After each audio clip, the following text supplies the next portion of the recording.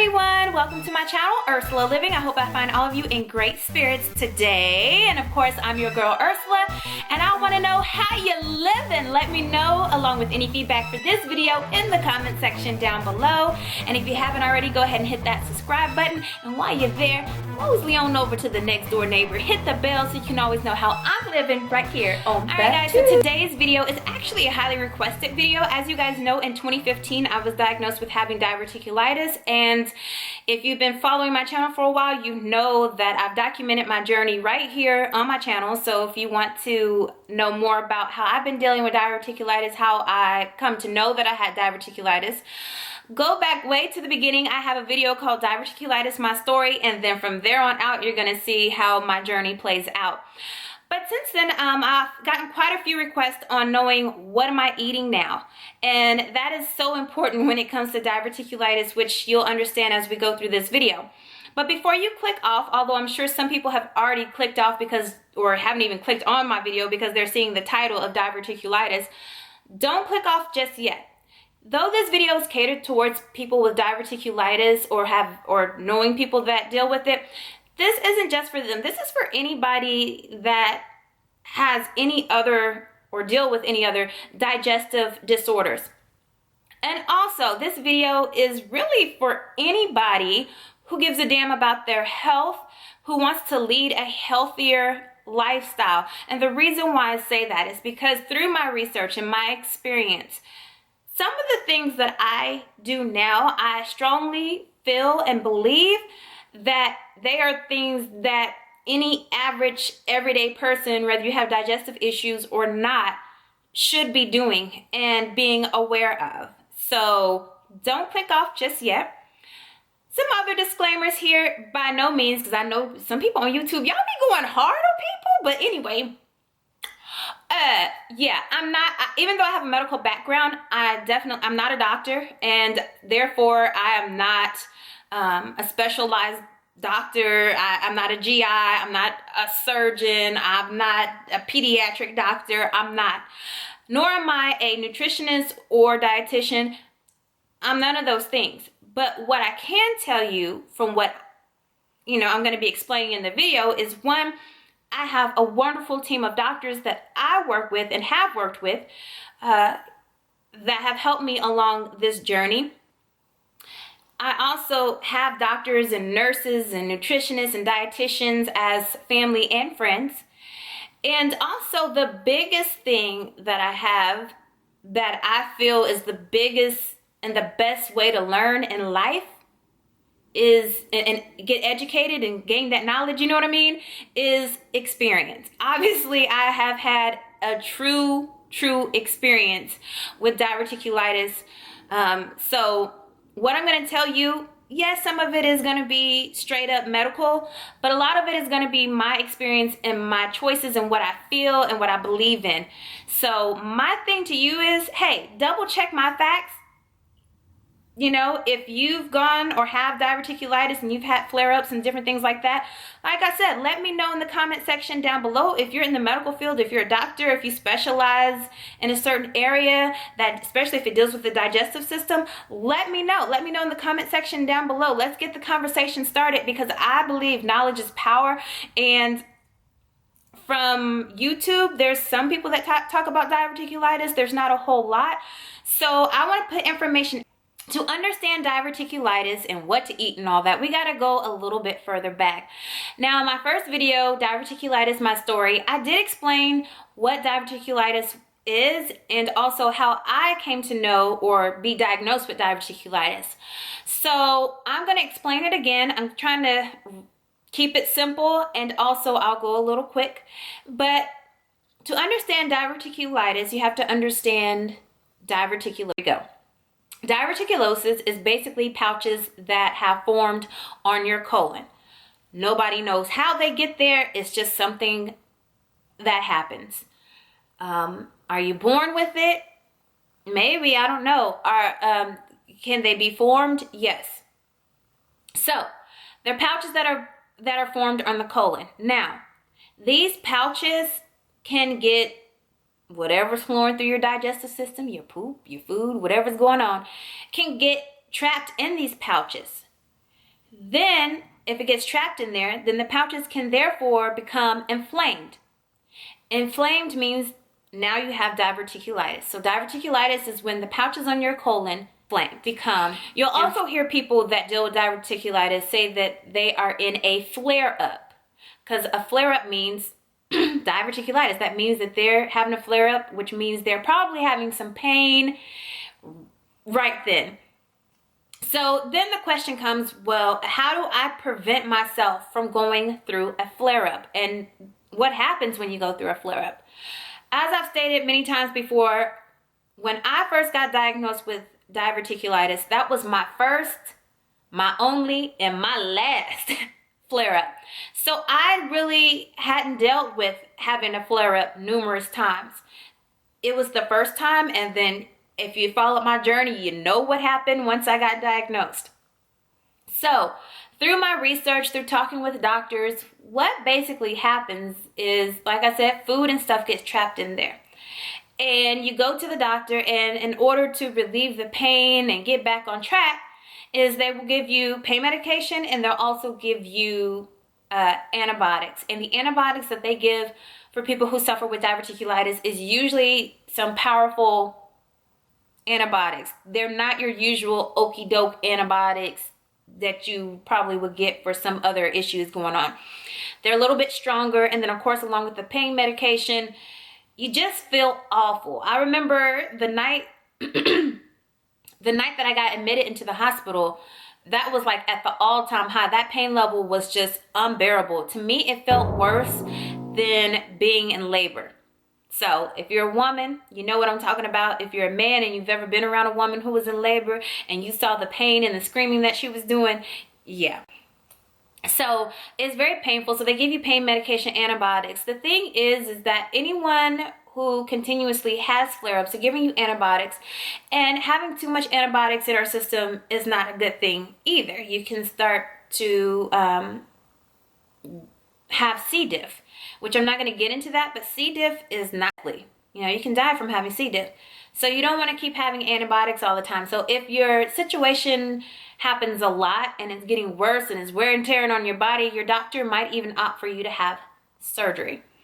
So most people that I know don't want to have surgery. A lot of the doctors don't want you to have surgery unless it's truly. So if you've been diagnosed with diverticulitis, now we get back to the question of what do I need to do to prevent having a flare-up? And the main thing that most doctors are going to talk to you about is your nutrition.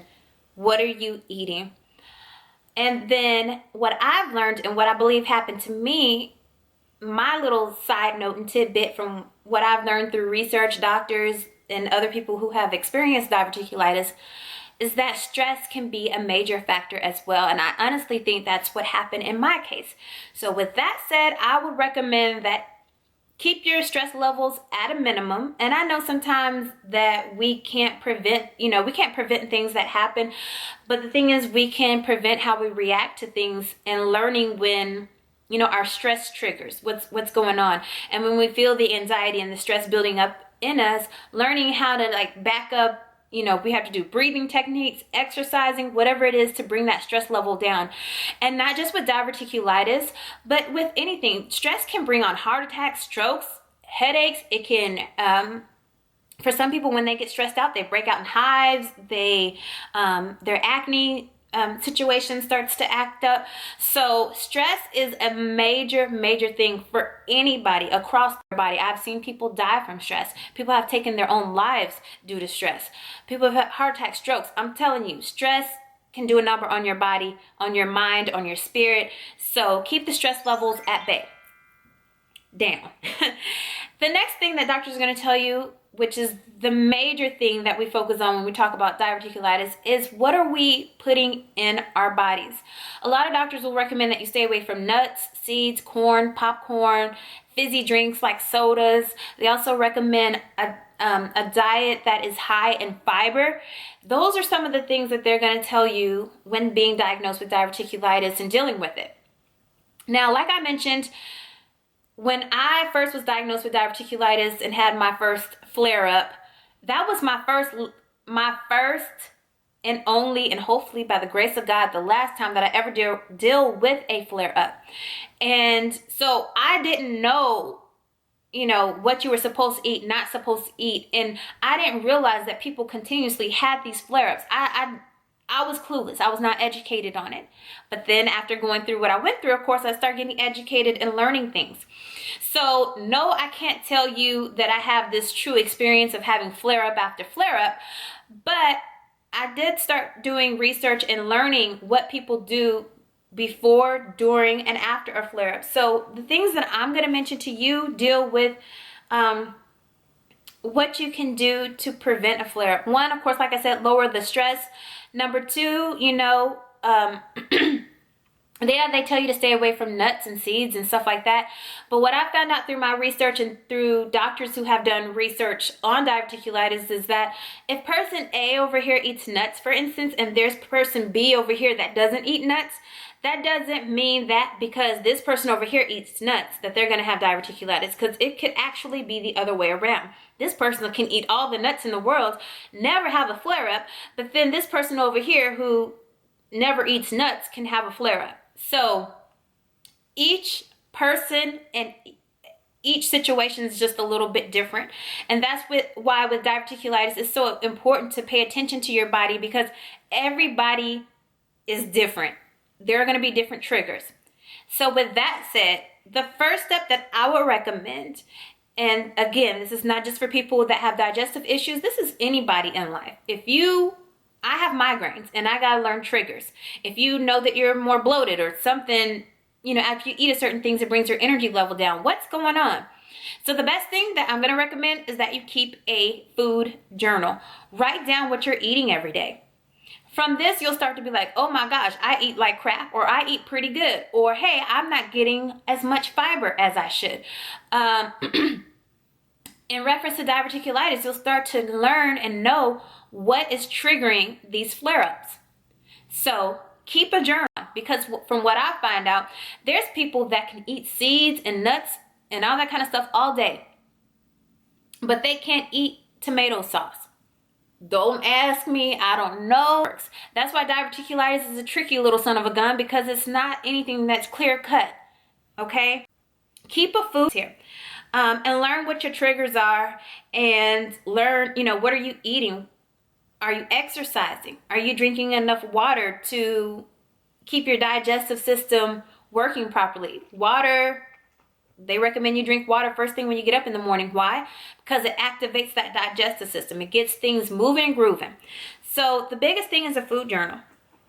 Now, some of the things that I do and what I've learned is that what the doctors are telling you, for instance, like nuts and seeds and all that kind of stuff, if you think about it, these are things that are hard to digest. These are things that are hard to digest. And if something's hard to digest and break down in the body, then it's going to cause problems. And it can get trapped in those little pouches. So, excuse me, again, watch what you're eating. So what I do since being diagnosed and going through all the surgeries and stuff, I have found, I'm not a vegetarian, I'm not a vegan, but about 3 to 4 times a week, I eat meatless meals all day. The reason being is because then I'm going to get more vegetables, which means I'm going to get more fiber and other vitamins and stuff. And also eating meat, any kind of meat. Meat is a lot harder to digest, especially red meat. So what I do is 3 days a week, I eat nothing but meatless meals. On the 4th day, I might eat a fish, which is usually salmon. And then the rest of the days, 2 days, I'm going to eat probably chicken or turkey. I try not to eat any red meat. I try not to eat deli meat because that's hard to break down. And then, of course, I do stay away from nuts and seeds as much as possible, although I've probably had some seeds. I'm not even going to lie, I probably have. But definitely no nuts. So that's basically what I do. I try to eat a high fiber diet. I try to 3 days a week eat meatless meals, and that basically I feel gives myself or my digestive system a little bit of rest. And by doing this, I have found that I don't have as much bloatiness. I'm gonna say bloatiness. I don't bloat as much. I'm keeping my weight down. I don't feel as sluggish. I don't feel heavy after I eat. I still feel light, and therefore I can be active. You know how people say they get the itis? It's because they eat these heavy meats or these big meals, and then everything is just like, so I don't do that. I try to stay away from a lot of sweets, which I tried to do in the past, but it's just now I'm more in tune to what I'm eating and focusing on how my digestive system is going to react to it. So I try to stay away from meat a lot because meat is harder to break down. Another little tidbit that probably most people wouldn't even think about is that when you're chewing your food, make sure that you're breaking down your food, that you're chewing slow, that you're actually like making your food almost mush in your mouth. That's going to help with the digestion of the food and keeping things moving along as well. So in a nutshell, like you just want to avoid things that are hard to break down. You don't want your digestive system to be just like going overload.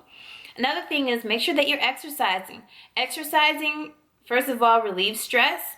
Exercising, believe it or not, keeps things flowing in the right direction.